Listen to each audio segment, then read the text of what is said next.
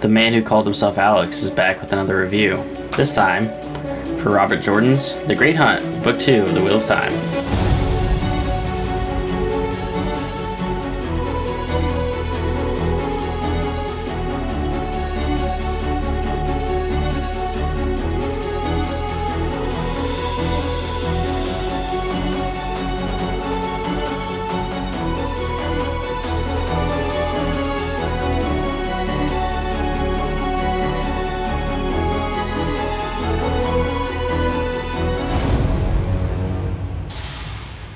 Okay, so welcome back everybody. The man who calls himself Alex is here to review this book for you. And I promise that's the last time I'm going to make that joke during this review. Because if you read the prologue of this, you know exactly what I'm talking about. Stop it. So The Great Hunt takes place a couple months after the ending of The Eye of the World. You still follow your main set of characters, so you still have Mat, Perrin, Rand, Egwene, Nynaeve, Moiraine, Lan. Probably forgetting a few, but those are your main cast still. And this book revolves around an ancient, legendary magical item called the Horn of Valere. Now, this overarching story of this book revolves around this horn and the quest to retrieve it after it's been stolen by Dark Friends. So the entire book basically revolves around this plot of finding this horn because it's prophesied and I guess it's known by gleemen, and there's tales that talk about this horn, whether you believe that it's real or not, that it can be used to call upon essentially dead warriors that come to the aid of the Dragon Reborn. So similar to how Aragorn goes and gets the undead army in Return of the King, that's kind of the vibe at least that I got here. That is what this horn is supposed to do. Now, this book, you do split up a little bit here because Mat, Perrin, and Rand are kind of doing their own story. Egwene, Nynaeve, and the other Aes Sedai are off on their own kind of quest to learn about their magic and become Aes Sedai. But again, the through line is trying to get the horn. Some spoiler-free thoughts. I would just say that the character growth here is massive. For the most part across the board, I'd say every character grows. I wanted a little bit more out of Mat and Perrin in this book, but Rand grows a ton. Egwene and Nynaeve probably get the most growth in this book. I wish they had used Moiraine and Lan a little bit more than they do. They kind of take a backseat in this story. But I have a feeling that each book is kind of going to focus on different characters more so than others. So whereas The Eye of the World was really, staunchly focused on Rand and the group as a whole, but Rand was getting most of the character development, and then I'd say probably Perrin was right behind him, and then followed by Mat, and the other two, Egwene, Nynaeve, they were all kind of off to the side. This book flips out a little bit. Rand still obviously gets a lot of growth. Mat and Perrin, I'd say, take more of a backseat, and Egwene and Nynaeve really shine in this book. I mean, there's whole chapters essentially that revolve around them and what they're learning, so that was super cool and interesting. Not my favorite part of the book, but because they spend a lot of time in almost training segments trying to learn magic, things like that, and that leads into my first actual negative of this book, because just right up front, full transparency, I think I actually enjoyed Eye of the World more than this book.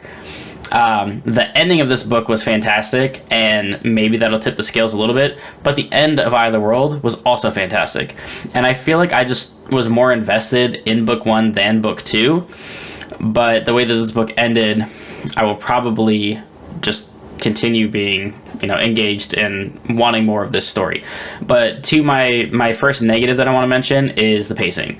So where it didn't really bother me, the descriptions and some of the off and on pacing of the first book, here I felt like there were significant chunks of the book that dragged a little bit for me, and then there were significant chunks of the book that were full speed ahead, super engaging, awesome, action-packed, and then it would slow down and it would go very slowly, and then it would pick back up and then go very slowly. So it was kind of annoying to me pacing wise. There were definitely some times where I was just like, come on, just get back to the story I care about. But overall, I enjoyed the hell out of this book. The last 100-ish pages or so, whatever the third act would be in this book, was fantastic. Just super cool. Everything involved in the ending, all the characters involved, and where their stories led in this book, fantastic. 10 out of 10 in that department. Everything else, I mean, was pretty much the same. As far as, you know, Robert Jordan likes his descriptions, he is very heavy-handed in what he wants to tell you while leaving, you know, specific details out, because you can miss a lot. Even with as much description that's in these books, you can miss a lot of minor details if you're not really paying attention. And I'm sure I'm missing all kinds of stuff that upon a reread or looking back, you know, foreshadowing from book one, I would probably pick up on. But overall, this book was pretty good for me. Like I said, I think I like Eye of the World a little bit better, but I'm going to quickly just jump into spoiler talk, because from now on, I think the spoiler-free section is going to be very short, and it's mostly going to be spoiler-full, because talking about, you know, books 2, 3, 4, 5 in a 15-book series, spoiler-free doesn't really seem necessary, I guess. Okay, so jumping into spoilers now. If you don't want to have spoilers for The Great Hunt, I will see you next time, but spoilers are starting right now. So I'm just going to start at the very beginning. What the hell was that prologue? I'm sure Bors, or the man who called himself Bors, like that specific exact way that Robert Jordan kept saying this, I fully expect that to mean something at some point, but Jesus, I get it. His name is Bors. He kept saying the man who calls himself Bors. I was waiting for some kind of reveal of, like, his name isn't actually Bors, that's just what he calls himself. But no, he just calls himself Bors. So the prologue dragged like crazy for me. And then I'd say a lot of the beginning of this book was pretty slow. That's where my main pacing issues kind of picked up with the book. I was not invested in a lot of Nynaeve and Egwene's chapters at the school. You know, getting to Tar Valon, going to the White Tower, I just didn't really care about a lot of it. At least from Egwene, Elaine, Min, I just wasn't that invested in that part of the story. I did like Nynaeve's part of it, because when she starts going into those gates, and, you know, she's in a maze, you have that brief moment where the gate appears, and you only have that moment to get out. And she's seeing all these different lives that I guess she could have had or could have in different patterns of the wheel. If I'm understanding that correctly, you know, she sees Lan and they have kids and everything feels so real. And another one, she's fighting a dark friend, I think it was. That was all really cool. And learning that Nynaeve basically gets power from being angry and pissed off is awesome, because the Aes Sedai are messing with her and basically getting her to be pissed off to bring her power out. So that's obviously going to come back later in the book, which it does. When, you know, Egwene and them are captured and Nynaeve comes and saves them, she is just like a fury. And, you know, snaps that collar around Renna's neck, and basically wants to kill her. And then even like Egwene was super pissed off and like smashed a vase into somebody. That whole scene was pretty good. But every time that it would take me away from Rand, Mat, and Perrin's quest, whether it be them finding Padden Fane and the horn to begin with, or escaping with it, or losing it and having to get it back, that was all way more interesting than most of Egwene and Nynaeve's chapters, in my opinion. But I am really interested in seeing like the power levels, because Nynaeve and Egwene are probably going to be insanely strong. And I guess Moraine probably is too, but like she was barely in this book, which was kind of disappointing. But Nynaeve and Egwene, while I didn't love their chapters in this book, I have a feeling that they'll be way more powerful and interesting in following books, so I'm definitely interested in that. Pretty early on in the book, it was kind of annoying that Rand, instead of just telling everybody what was going on, that he tried to do the whole, like, I don't like you, get away from me, just go, like, I gotta be on my own. He probably could have just talked to Mat and Perrin and everybody else and told them what was happening. But, you know, whatever, I get it. It didn't bother me that much, but I was kind of just like, Rand, like, you just stop being dumb. Like, just tell everybody, instead of trying to hide it. And then you, obviously, like, Egwene and Rand going to see Pat and Fane in that cell was a total mistake. I did not immediately pick up on the small nuances of like the guards' moods changing. I should have, but it was pretty clear that they were going to turn on them. So like that whole section was awesome when like the Dark Friends bust them out. Egwene and Matt are knocked out. Rand comes and finds them, and there's a Black Aja there. And that circles back around later in the book. What else? I kind of loved that the Emerlin chair and Moraine basically had this secret plan to get Rand to like admit to being the Dragon Reborn and hide it from everybody else, because there's all these red Aja. There's rumors of the Black Aja coming back that would kill him because they probably either think he's another false dragon or they need to gentle him, which I think I kind of understand what gentling is. They're basically ripping their connection to the power away. I don't exactly understand what they're doing.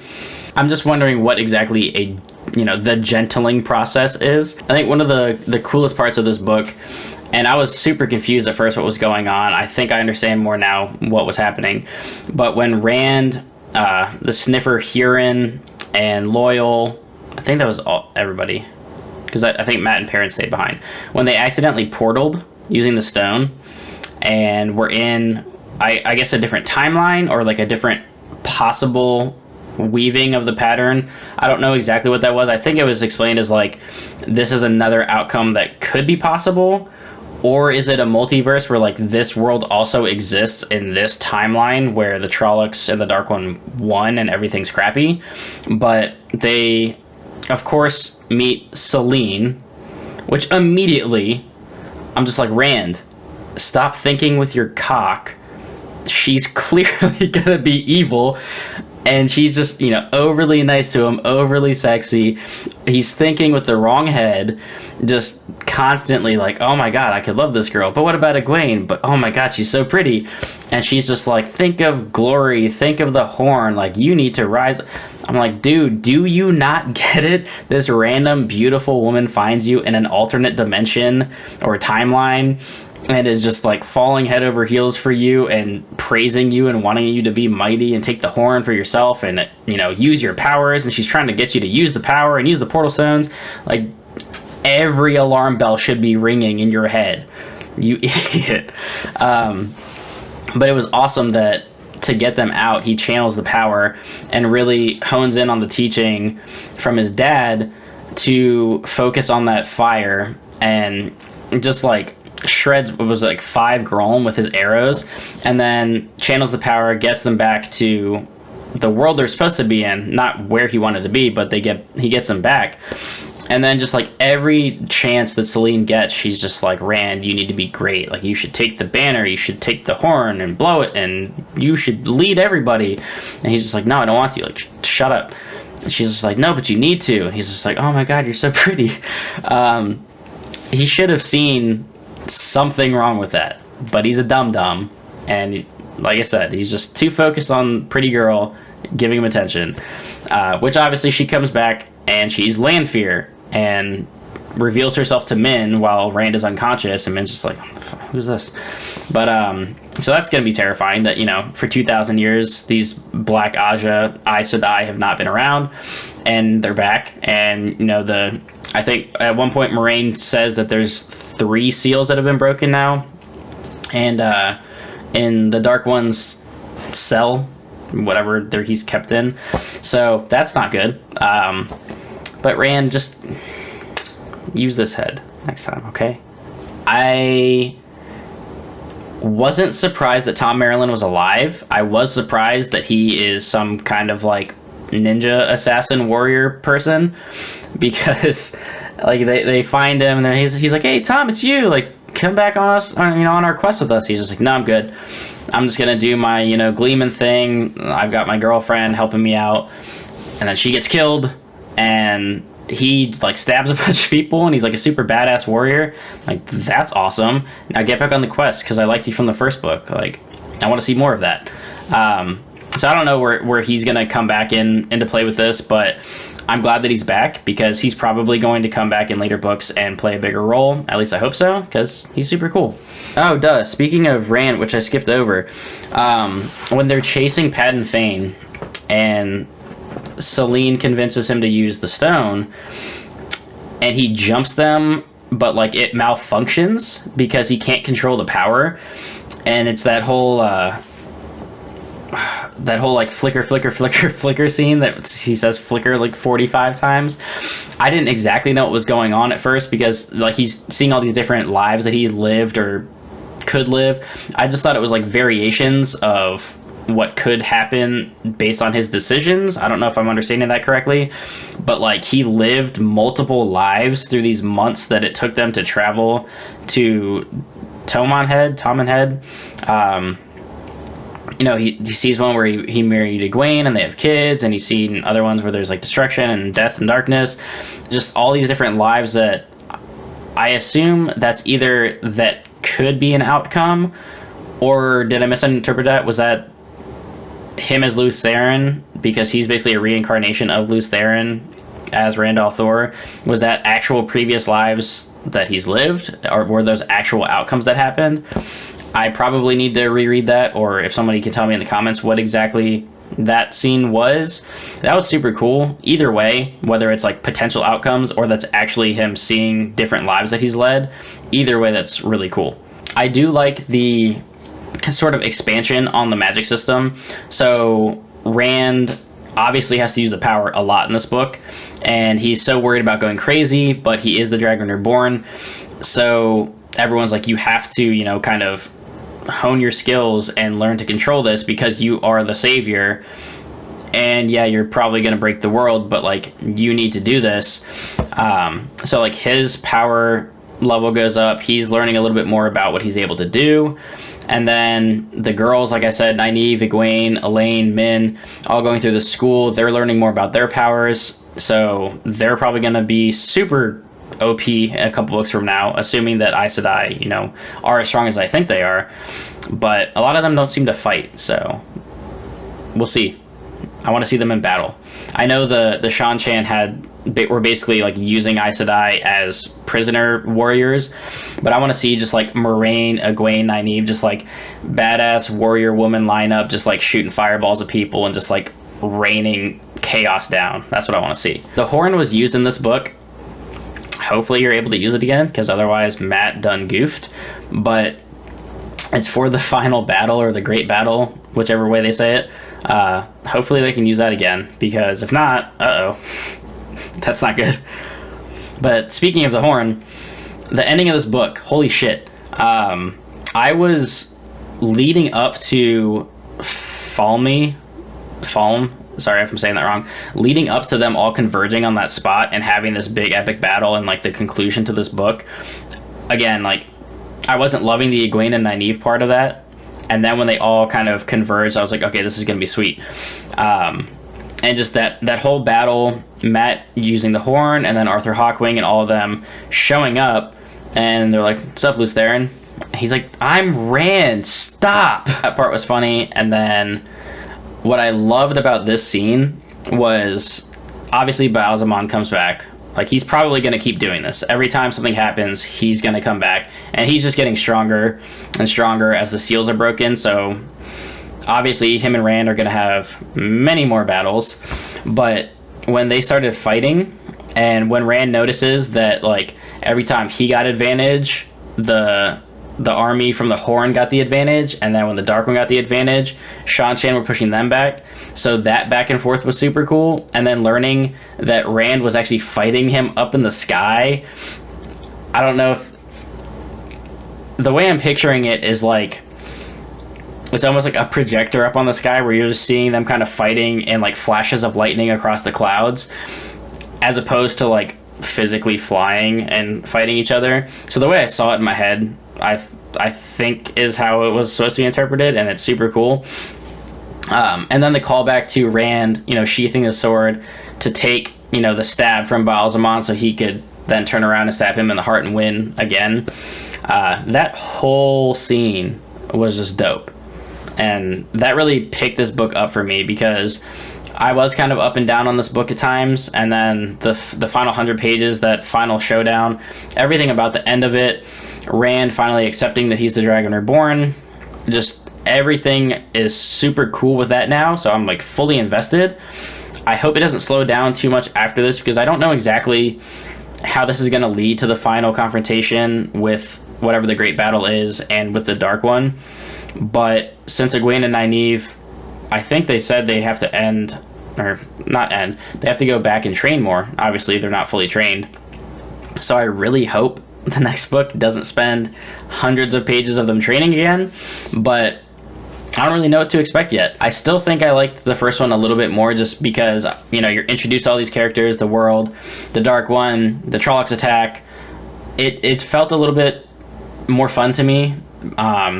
The Great Hunt was like really good in places and then kind of boring in places. So that kind of made me go up and down on it a little bit, but I still enjoyed it a lot. I'm absolutely going to be reading The Dragon Reborn very soon. I'll probably mix in another Dresden, or I started Red Sister. We'll see. I don't know. We'll see how this goes. But basically going to rest my brain a little bit on Wheel of Time before I get back to it. But starting next week, I'm sure I'll be on to book 3 and taking it from there. I'm sure I've missed a bunch of stuff. Those are just the things that I remembered that really stuck out to me in this book. Am I missing any important side characters that I haven't mentioned? I really hope not. Oh, Ingtar! I knew I forgot somebody. I knew Ingtar was a dark friend. As soon as he was like all gung-ho about the horn the entire time, I was like, okay, this guy. So I take notes on a notepad on my PC because I sit right here and read. I wrote, Ingtar is sus as fuck, because I did not trust him for a second. He went out like a total badass at the end, sacrificing himself to give them time to get the horn and blow it. So props to him. He was a dark friend, but you know what? At the end of the day, he was kind of a good guy. So that was super cool. I don't think I'm forgetting anybody else. Maybe I am. Let me know in the comments if I'm forgetting anybody that you liked that I forgot to mention. Sorry, there's a lot of names and people to remember, but I think I did a relatively good job of doing it. But that's going to wrap up my thoughts on this one. Like I said, Dragon Reborn, going to be reading that here shortly. And till next time, guys, keep reading.